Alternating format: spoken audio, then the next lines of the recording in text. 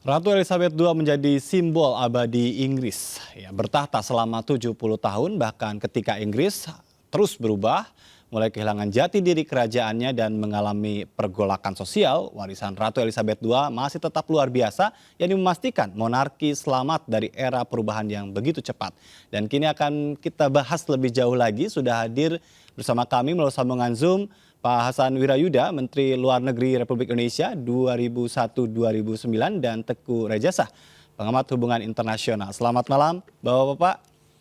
Selamat malam, MNC News. Terima kasih atas waktunya. Saya ingin ke Pak Hasan. Pak Hasan, kalau melihat pengaruh Ratu Elizabeth, ya kita tahu memang sebagai kepala negara, ya. Tapi tentu ini akan berpengaruh juga dalam konteks kebijakan politiknya, konstelasi politik secara global. Seperti apa Anda melihat sosoknya dan pengaruhnya dalam konstelasi politik global? Pertama, di bawah kerajaan Inggris yang dipimpin oleh Ratu Elizabeth selama 70 tahun terakhir, yang menampilkan wajah Inggris di dunia yang positif. Pertama, karena respek dunia terhadap beliau. Beliau dikenal sebagai orang yang sangat disiplin, disiplinnya tinggi, tapi juga dedikasi tidak hanya kepada tahta, tapi juga kepada rakyatnya, karena itu dicintai oleh rakyatnya. Baik. Dan dikenal dalam pergaulan internasional, khususnya oleh banyak kepala negara atau pemerintahan yang berkunjung ke London, dan juga beliau berkunjung ke negara-negara lain, dikenal sebagai sosok yang hangat, penuh humor, dan menyejukkan dalam pembicaraan. Baik, yang menjadi menarik kemudian adalah peran dari Ratu sendiri yang selama ini menjalankan soft diplomasi begitu ya. Bagaimana Anda melihat diplomasinya beliau? Pertama, Ratu adalah kepala negara, head of state. Jadi setiap tamu yang berkunjung ke Inggris, baik itu kepala negara atau kepala pemerintahan, pastilah akan bertemu dengan Ratu. Yang kedua, juga apabila Ratu mengunjungi negara lain, beliau juga pasti disambut dengan upacara kenegaraan dan bertemu dengan para pemimpin negara lain. Jadi fungsi atau peran diplomasi Ratu juga cukup penting. Walaupun tidak dalam artian Ratu menjalankan kebijakan politik luar negeri.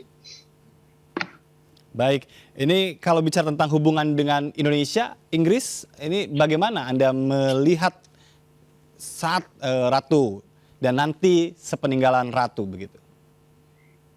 Pertama, hubungan kita dengan Inggris selama ini baik dan dekat.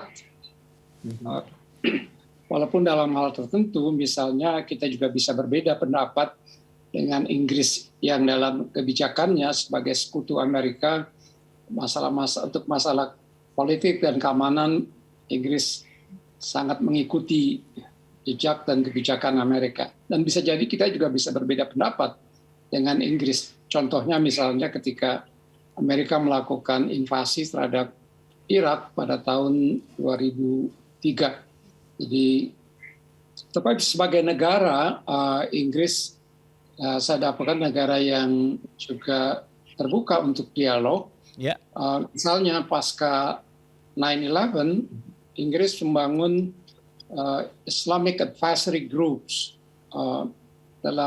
dengan tujuan untuk bagaimana Inggris memajukan dialog, belajar dari pengalaman kita sehingga keharmonisan antara pemeluk agama yang berbeda dan juga antara ras yang berbeda bisa lebih rukun. Jadi juga dari inisiatif mereka tadi disebut dalam dialog bahwa Prince Charles sangat peduli dengan masalah lingkungan termasuk climate change.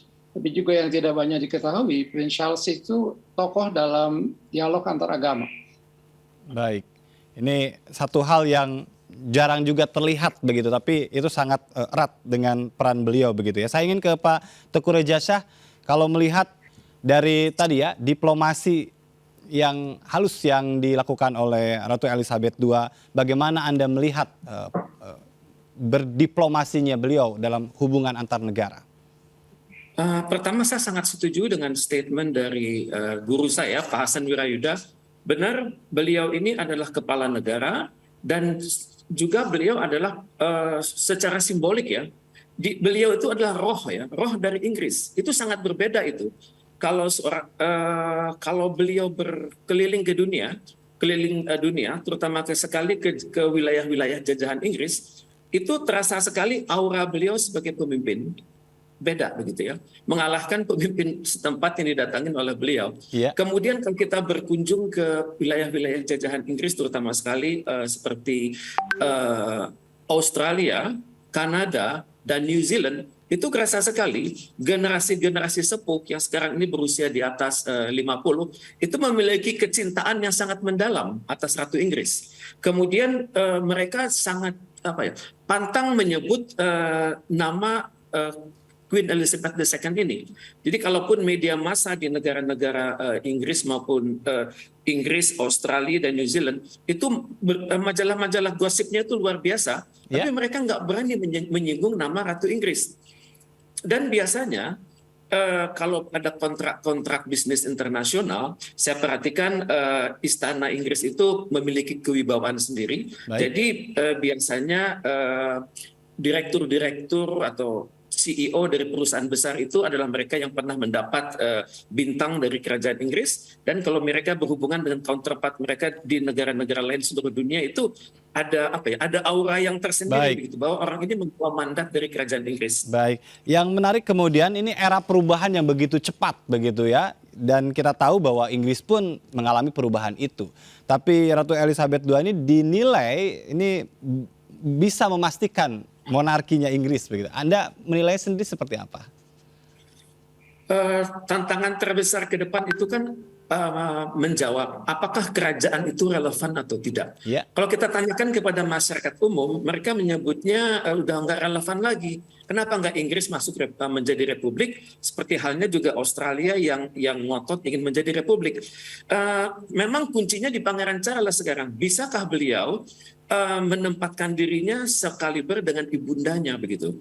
Jadi walaupun Prince Charles ini terdidik sejak lahir, sudah hidup dalam etika Buckingham Palace, kemudian terbiasa dengan protokol-protokol internasional dan nasional yang ada, sekolah di tempat-tempat yang sangat berwibawa dan juga mengikuti pendidikan kemiliteran. Tapi untuk menjadi seorang raja itu perlu ada penyesuaian, dan saya pikir normal seorang Raja Charles ini menyesuaikan diri, karena kalau kita ketemu orang British, dalam mental mereka kepala negara mereka itu adalah Ratu Elizabeth begitu. Dan mendadak muncul Raja Charles yang mereka banyak kenal dari media massa. Baik, saya ingin minta pendapatnya Pak Hasan tentang hal ini, bagaimana tentang mempertahankan monarki dan peran Elizabeth yang sekarang tentu digantikan Charles tadi. Di mana-mana di negara kerajaan, bukan hanya di Inggris, monarki memang dipertanyakan relevansinya. Tapi di Inggris jelas di bawah pimpinan Ratu Elizabeth selama 70 tahun, Inggris relatif stabil, walaupun beliau juga ada masa 70 tahun itu menyaksikan Inggris yang sunset dari sebuah empire meredup, dan sekarang ini menghadapi masalah besar. Pertama, ketidakstabilan di pemerintahan. Dalam 3 tahun terakhir ini mereka sudah punya 3 perdana menteri. Menteri Liz Truss itu hanya punya waktu 2 tahun pada saat Inggris mengalami krisis energi dan meningkatnya harga-harga. Jadi 2 peristiwa sekaligus terjadi. Pelantikan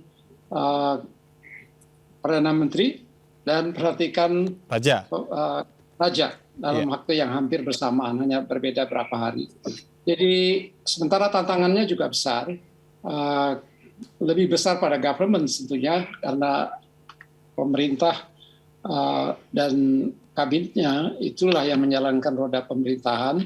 tidak King Charles, karena King Charles ya sebagai simbol saja. Ya. Tapi betapa simbol juga penting karena dia kalau pada masa Ratu Elizabeth ya simbol pemersatu, simbol kestabilan, dan yang melakukan exercise of soft power. Karena itu Inggris yang dianggap oleh dunia. Kita belum tahu apakah Prince Charles akan bertahta seperti ibunya. Tapi banyak ungkapan termasuk di majalah Economist hari ini dikatakan bahwa dibayangkan Prince Charles akan sangat jauh dari apa yang prestasi yang ditampilkan oleh ibunya.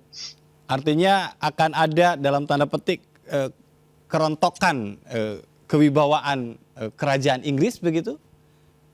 Saya tidak mengatakan begitu, tapi terlepas dari latar belakangnya, bisa saja Prince Charles karena tuntutan tugasnya, dia akan mencoba semaksimal mungkin melakukan seperti apa yang ibunya lakukan, seperti Ratu Elizabeth lakukan.